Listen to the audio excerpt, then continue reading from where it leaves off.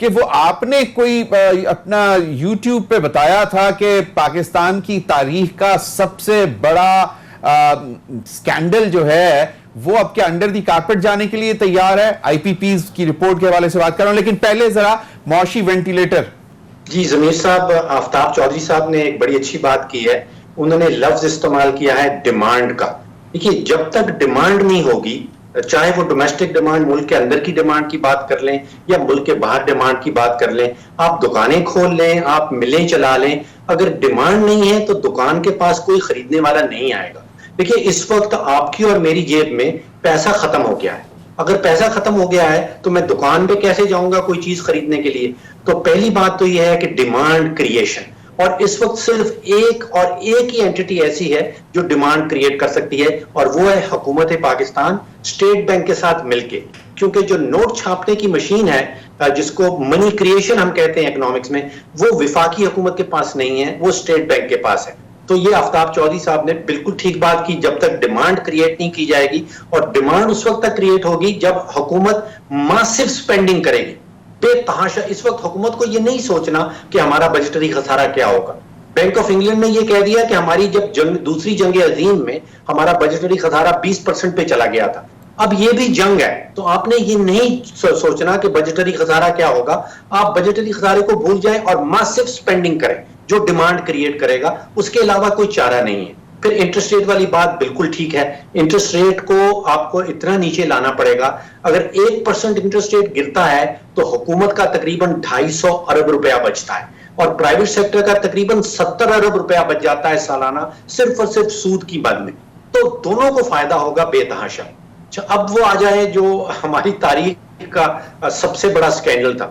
ضمیر صاحب آپ کو یاد ہوگا ایٹ لیسٹ 4 رپورٹس. ایک چیز اور ڈاکٹر صاحب, ہیلی کاپٹر منی کا بھی ذکر کیا تھا آفتاب چودھری صاحب نے. مجھے تو سمجھ نہیں آتی, ہمارے پاس تو وہ چھوٹے چھوٹے ڈرون ہیلی کاپٹرز ہوتے ہیں, بچے جو اتنے اتنے ٹوئے اڑاتے ہیں, ہمارے پاس تو اسی کی منی ہو سکتی ہے. یہ ہیلی کاپٹر منی اور یہ شنوک منی کہاں سے لے کے آئیں گے, شنوک ہیلی کاپٹر والی؟ دیکھیے مجھے پاکستان کے حوالے سے محسوس ایسا ہو رہا ہے کہ وفاقی حکومت جو ہے وہ کام کرنا چاہ رہی ہے, وہ اکنامک وینٹیلیٹر, وہ جو معاشی وینٹیلیٹر کا میں نے ذکر کیا تھا, اس کے اوپر عمل درآمد کرنا چاہ رہی ہے. لیکن سینٹرل بینک کی مدد کے بغیر وہ کام نہیں ہو سکتا. انٹرسٹ ریٹ گرانا ہے تو سینٹرل بینک نے گرانا ہے, اگر منی کریشن کرنی ہے, اگر نوٹ بے تحاشا چھاپنے ہیں تو وہ بھی سینٹرل بینک نے کرنے ہیں. اور دنیا بھر میں یہ کام ہو رہا ہے, دنیا بھر میں ان کی حکومتیں اور ان کے سینٹرل بینک مل کے یہ کام کر رہے ہیں. تو اس وقت اسٹیٹ بینک اور پاکستان کو یہ ریئلائز کر لینا چاہیے کہ وہ بھی اس جنگ کا حصہ ہے. مجھے محسوس ایسا ہو رہا ہے کہ شاید اسٹیٹ بینک سمجھ رہا ہے کہ وہ اس جنگ کا حصہ نہیں ہے. یہ 9% کا انٹرسٹ از اے جوک. دنیا بھر میں آپ دیکھیے, امریکہ میں تو 0% پہ چلا گیا ہے, برطانیہ میں 0.25 پہ ہے, اور ہمارا 9% کا ریٹ اس وقت اس خطے میں بلند ترین انٹرسٹ ریٹ. اب اگر اجازت ہو تو وہ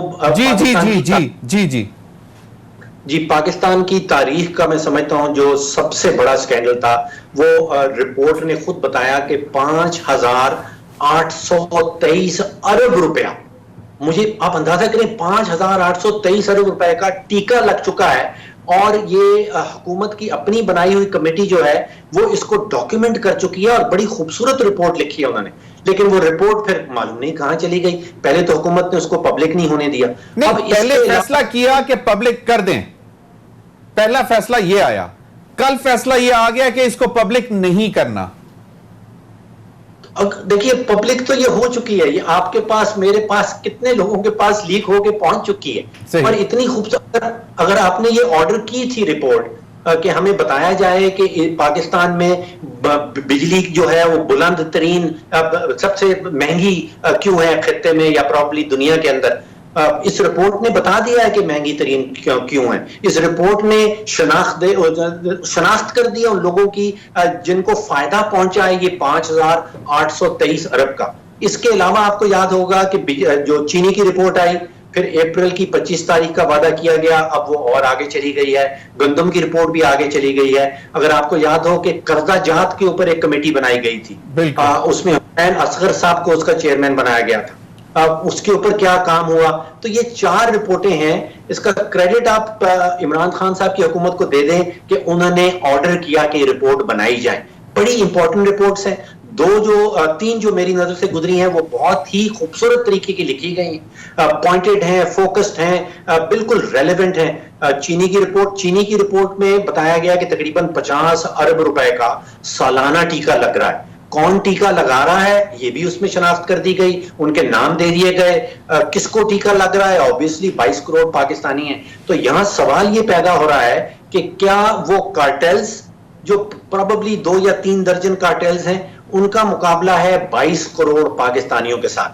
یہاں پہ آپ کو یاد ہو ایک رابن ہوڈ کی فگر ہوا کرتی تھی, ہم بچپن میں ہمیں کہانی سنائی جاتی تھی کہ وہ امیروں سے پیسہ چھین کے غریبوں میں بانٹا کرتا تھا. تو یہاں حکومت پاکستان ہے ریورس رابن ہوڈ, یہ غریبوں سے پیسہ چھین کے اور ان کارٹیلز کی جیب میں ڈال رہی. یہ ڈالتے تھے, یہ موجودہ حکومت تو نہیں کر رہی نا ایسا. پچھلے 25-30 سالوں سے جتنی حکومتیں آئی ہیں وہ یہی کر رہی ہیں. تو یہ تبدیلی سرکار تھی نا, ان کو ووٹ ہم نے اس لیے دیا تھا کہ یہ وہ پرانے والے معاملات کو بدلیں گے, تبدیل کریں گے. اگر انہوں نے امیر کی جیب بھرنی ہے, غریب کی جیب پہ ڈاکہ ڈالنا ہے, تو پھر تو وہ پرانی والی پارٹیاں بھی یہی کر رہی تھی.